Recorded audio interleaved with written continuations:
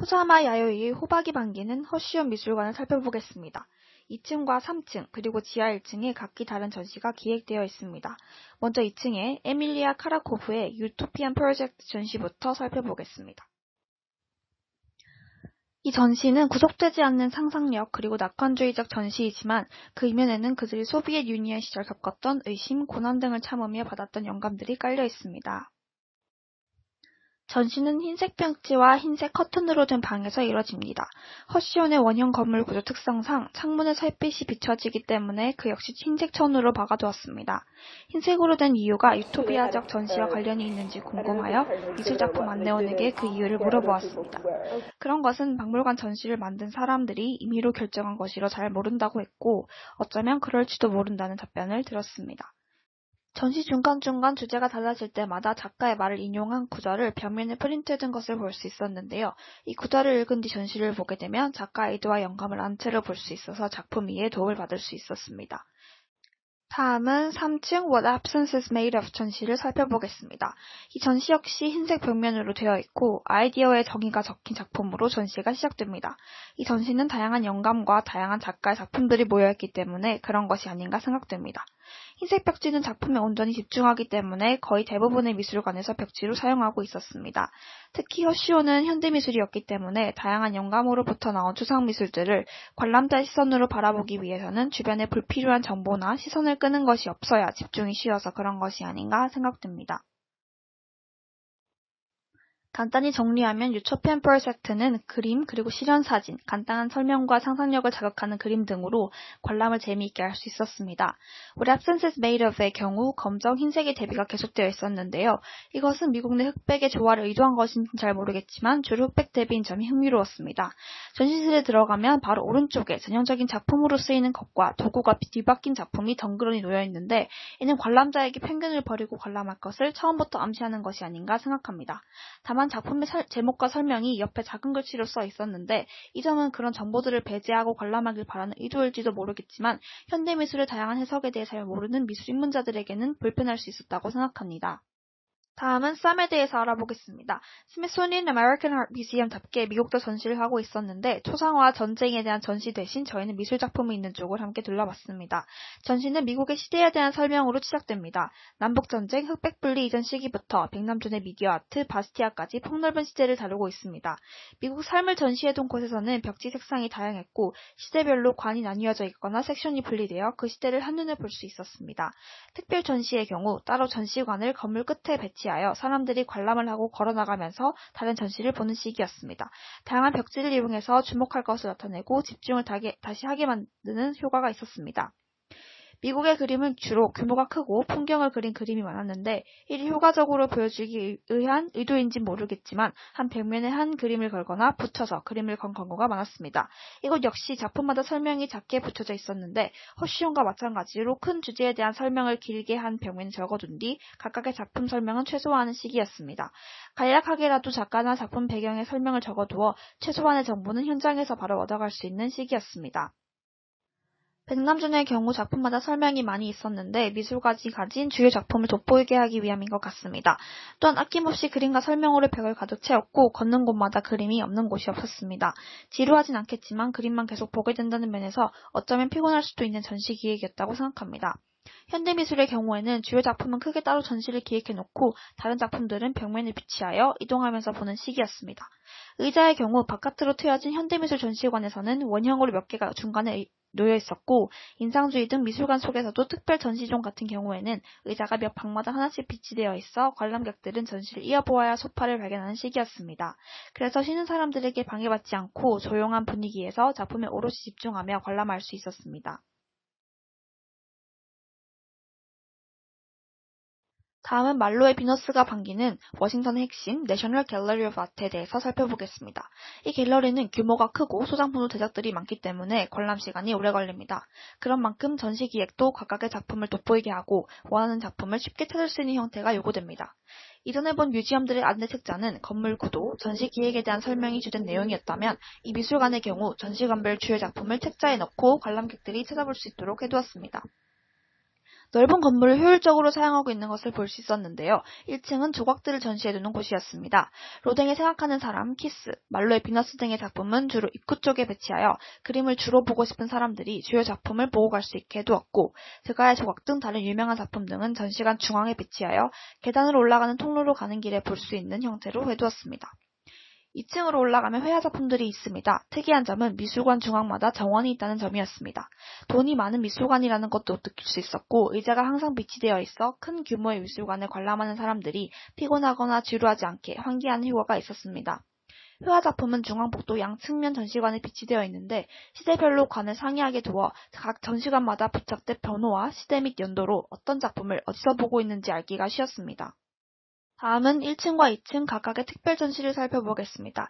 1층은 에드워드 몽크 Color in Context 전시였습니다. 주제에 맞게 색깔과 문구의 색에 대한 설명이 입구에 적혀있고, 작품 옆에는 제목, 연도, 간단한 내용 등의 설명이 함께 있었습니다. 작은 규모의 작품이기 때문에 비교적 그림 간의 거리가 가까웠습니다. 전시관의 규모 역시 작은 편이었는데, 아쉬운 점은 전시관 코너를 중심으로 양측에 비치된 작품을 관람하려면 옆에 작품을 보는 사람과의 거리가 가까워서 작품을 꼭 가까이에서밖에 볼 수 없었다는 것입니다. 작품의 규모가 작아서 멀리서 보며 감상할 필요가 없기 때문에 작은 전시관에서도 가능했던 것일진 모르겠지만, 사람이 몰리게 되면 옆으로 이동하는 것도 버거운 정도의 규모였던 점이 아쉬웠습니다. 베르메르 특별전의 경우 미술관의 핵심전이라는 것을 한눈에 알 수 있었습니다. 짙은 파랑빛의 벽지 색상으로 하여 차분한 분위기와 특별전이라는 것을 보여준 역할을 하였고, 전시에 대한 설명을 문 입구 양쪽에 적어두어 좌우에서 오는 사람들이 편하게 그 자리에서 읽고 들어갈 수 있도록 해두었습니다. 전시실 내부의 경우 작은 규모의 작품을 두고 옆에 설명을 다른 전시관보다 많이 적어두었고, 화풍이 비슷한 화가들을 소개해두면서 나란히 배치하여 비교가 쉬웠습니다. 흰색 벽지였다면 너무 밝게 빛이 반사되어서 빛과 어둠의 사용을 정교하게 해둔 작가들의 그림에 신비감이 없었을 것입니다. 그러나 차분한 색상의 벽지로 조명이 반사를 최소화하여 그림에 집중하기가 쉬웠던 것 같습니다. 다음은 동쪽관인 현대미술관을 보도록 하겠습니다. 입구부터 현대적인 느낌이 나게 해두어서 서쪽관과 동쪽관의 분위기가 확연히 다를 것을 암시하는 듯 했습니다. 현대미술관은 전체적으로 흰 배경에 규모가 큰 작품들이 많았습니다. 그래서 사람들이 한 그림에 옹기종기 모여볼 필요가 없었기 때문에 시원한 느낌의 전시작품 배치를 한 듯 했습니다. 또한 주요 작품은 앞부분이나 전시관의 벽면에 전시해두어 어떤 전시가 이루어지는지 알기 쉬웠고, 미술관으로 관람자를 들어오게 하는 역할을 하고 있었습니다. 특별 전시를 하고 있는 작가의 작품은 뭉크 기획 전시처럼 작품 규모가 작은 편이었기 때문에 작은 전시관에서 하고 있었습니다. 작은 규모이기 때문에 순간적으로 집중해서 살펴보기에 좋은 것 같았습니다. 현대미술의 경우 사조마다 전시관을 구별해 두었는데, 큐비즘, 포비즘, 서리얼리즘 등 각각의 사조마다 설명을 한 벽면에 크게 적어두고 해당 작가도 옆에 적어둔 것을 볼 수 있었습니다. 한쪽 전시관에서는 잭슨 폴록의 벽화 그림에 대해서 전시하고 있었습니다. 그의 작품 세계, 작품 설명, 배경 등을 적어두고 전시가 시작되고 있어서 그것을 읽고 작품을 보면 왜 폴록이 이런 것을 그렸는지 읽고 볼 수 있었습니다.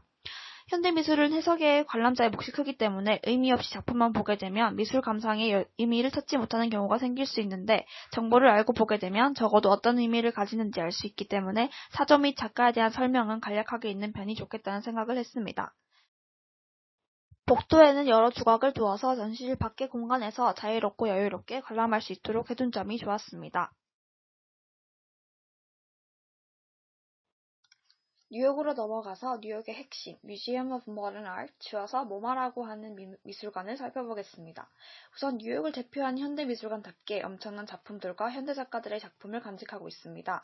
워싱턴의 내셔널 갤러리만큼의 규모는 아니지만 5층까지 있는 건물 속에는 웬만한 유명 작가들은 다 볼 수 있을 정도로 알차게 작품들이 들어차 있습니다. 피카소의 아비뇽의 처녀들이 보이는 곳으로 가볼까요? 이곳은 5층의 전시실입니다. 5층은 현대 작가들뿐만 아니라 20세기 큐비즘, 인상주의 등의 작품도 함께 전시되어 있습니다. 5층의 메인 작품은 고흐의 별이 빛나는 밤입니다. 루브르 박물관에서 모나리자를 전시해둔 모습처럼 스테리 나잇 역시 중간 부분에 놓인 벽에 전시되어 사람들이 사방에서 관람할 수 있도록 해두었습니다. 다른 작품과 달리 가드들이 옆에서 신경을 곤두세우고 있어서 가까이에서 보기가 어렵지만, 자세한 설명과 탁 트인 장소 덕분에 관람에 무리가 가는 것은 아닙니다. 이곳 역시 다른 미술관과 마찬가지로 흰색 벽지인데요. 모네로 가보면 모네의 수련 작품은 미술관 한 면을 가득 채우는 너비입니다.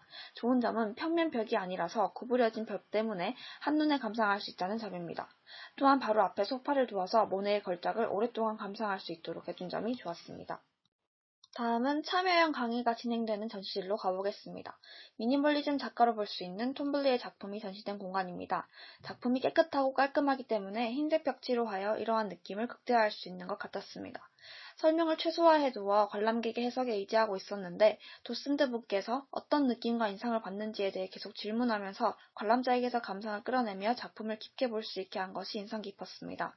현대미술은 해석이 안 되면 이게 뭐지? 하고 지나가기 쉬운데 한 작가의 여러 작품과 작가와 작품의 배경에 대한 설명을 들으면서 감상을 하니 더 많은 것을 느낄 수 있었고 다른 사람과의 감상을 나누면서 미술 해석의 다양성도 느낄 수 있었습니다. 미니멀한 작품만큼이나 전시실도 미니멀했고 텍스트도 미니멀하여 전체적으로 작품과 어울리는 인상을 구조에서도 받을 수 있었습니다. 미디어 아트의 경우 재밌다고 느끼는 작품들이 많았습니다. 첫 전시는 텔레비전 속에 바닷속 영상을 찍어둔 것이었는데 앞에 카약 모양의 나무 의자를 둔 것이 흥미로웠습니다. 그 의자도 작품의 일부였는지 제대로 못 본 것이 아쉽지만 영상물과 어울리는 의자를 둔 것이 재치 있어 보였습니다. 큰 규모의 미디어 아트가 전시되어 있었는데 검은 배경으로 하여 영상물에 집중할 수 있었습니다. 다만 아쉬운 점은 작가와 작품 소개가 도대체 무슨 작품을 가리키는지 알 수 없는 장소에 애매하게 적혀 있어서 작품 소개를 읽거나 제목을 봐야만 이 작품이구나 알 수 있었다는 것이 아쉬웠습니다.